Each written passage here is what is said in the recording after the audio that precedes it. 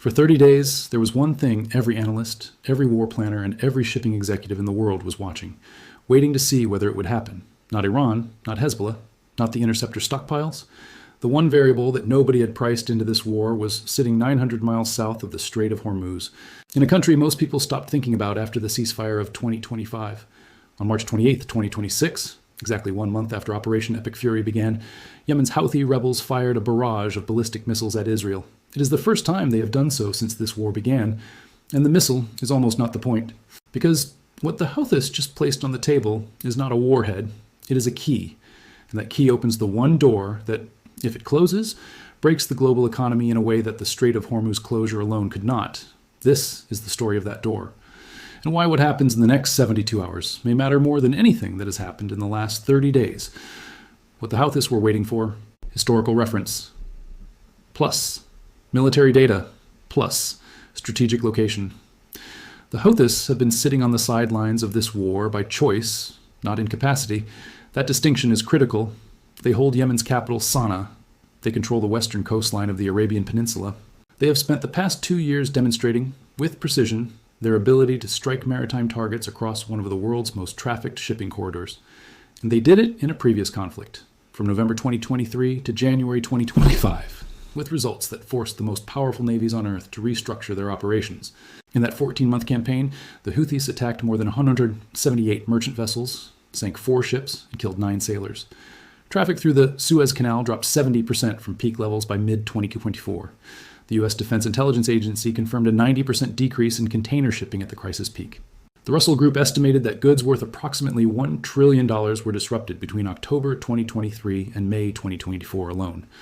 In 2024, Trump launched a weeks-long intensive bombing campaign against the Houthis. It cost $1 billion. He announced a ceasefire. The Houthis went on to sink 2 more ships. This is the force that just entered the war. They were not weak. They were waiting.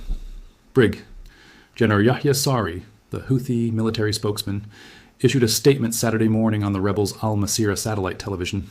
His words were precise and deliberate. The Houthi armed forces had carried out their first military operation of the war, firing a barrage of ballistic missiles targeting sensitive Israeli military sites in southern Israel, specifically near Beersheba. The IDF confirmed it.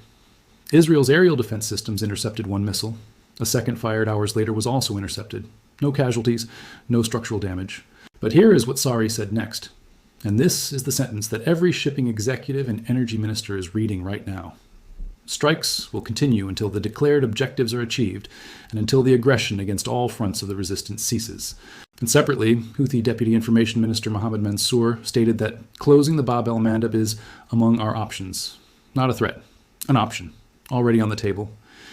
That phrase, Bab el-Mandeb, is the one that changes everything about this war. And most of the coverage so far has not explained why. The Strait of Hormuz has been closed for 24 days. The world already called that the largest oil supply disruption in history. Saudi Arabia, scrambling for an alternative route, has been routing its oil through a different corridor, pumping millions of barrels per day through its east-west pipeline toward its Red Sea port at Yanbu. That route goes through the Bab el-Mandeb. If the Houthis close the Bab el-Mandeb, Saudi Arabia loses its last maritime export route. Not its primary route, its last route. And the Houthis just announced that closing it is among their options. On the same morning, they fired their first missile at Israel. The geography that nobody is explaining. Every report this morning has framed the Houthi missile as a military escalation. Another intercept, no damage, war continues. That framing misses the mechanism by the full width of the Arabian Peninsula. The Bab el-Mandeb Strait is a 29-kilometer wide passage between Yemen, which the Houthis control, and Djibouti and Eritrea on the Horn of Africa. It is the only direct maritime access to the Suez Canal. Every ship moving between the Indian Ocean and the Mediterranean must pass through it. There's no alternative that does not involve sailing around the entire continent of Africa. Metric detail width at narrowest point 29 kilometers. Houthi coastline on one side, global trade share, 12 toward 15% of all world seaborne trade oil throughput, 0.2 million barrels per day. Container traffic, share 40% of global container shipping. Cape of Good Hope, detour adds, 10-15 days, 10-14 needle hours per voyage Suez Canal drop. 2024 crisis down 70% from peak during Houthi campaign. Ahmed Nagy at the International Crisis Group was direct after Saturday's strike. Closing the Bab el-Mandeb would destabilize all of maritime security, and the impact would not be limited to the energy market. Goldman Sachs warned a credible Houthi threat alone could push oil toward $120. Oil already trades above $100 from Hormuz. Two straits, one energy artery, and one of them has the Houthis on its shore. This is the scenario that defense economists and maritime security analysts have called the next shoe to drop since the first week of this war. And it has now partially dropped. The Strait of Hormuz and the Bab el-Mandeb are not neighboring waterways. They are separated by 3,500 to 4,000 kilometers of open ocean. But they are sequential choke points on the exact same energy artery. The National published an analysis that made the geometry impossible to misunderstand. If Hormuz is hit, oil struggles to leave the Gulf. If Bab el-Mandeb is blocked, it struggles to reach Europe. If both are hit, the route breaks end to end. Saudi Arabia understood this geometry before anyone else.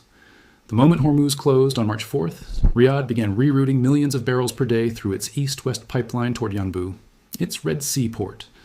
That reroute was not a solution, it was a bridge, a temporary bypass that only functions as long as the Red Sea remains accessible to Saudi tankers. The Houthis control the coastline that those tankers must pass. Professor Fawaz Gergis of the London School of Economics described Saturday's strike in terms that the financial markets absorbed within hours. The Houthis have given the Americans and Israelis a taste of what's to come. And now the United States has to respond. The USS Tripoli, carrying 3,500 sailors and Marines, has arrived in the Middle East. The USS Boxer and 2 additional ships are ordered from San Diego. The U.S. is sending warships toward a strait. The Houthis are pointing missiles at that strait. This war just opened a new front. What the Houthis actually just demonstrated. Coverage of the Houthi missile strike has focused on the interception. One missile intercepted. No damage. The Iron Dome worked. The crisis is contained. The war continues. That framing misses the mechanism entirely. For the Houthis, Saturday's launch was not a military operation. It was a declaration of activation. The group has been waiting, by choice, by calculation, and by Iranian coordination, for the moment when their entry into this war would produce maximum strategic leverage. That moment is now. The Hormuz closure has already destroyed the world's primary energy route. Saudi Arabia's alternative is the Red Sea. Iran's missile force has been degraded but not eliminated. Hezbollah is fighting on a second front. And the Houthi leadership, which has spent the past year rebuilding its forces and arsenal after Trump's 2024 bombing campaign, has just signaled that it is ready. For the United States, sending ships into the Red Sea during active Houthi hostilities means replicating the conditions that produced what PBS called the most intense running sea battle the Navy had faced since World War II. The 2024-2025 campaign that cost $1 billion and ended in a ceasefire that did not hold. For global markets, Jonathan Schanzer, executive director at the Foundation for Defense of Democracies, stated the core risk precisely on Saturday. The concern now is whether the Houthis use this opportunity to try to block the Bab el-Mandeb Strait, to shut down shipping in the Red Sea. This could roil energy markets even more. With this latest development, this conflict could be widening more significantly beyond just Yemen.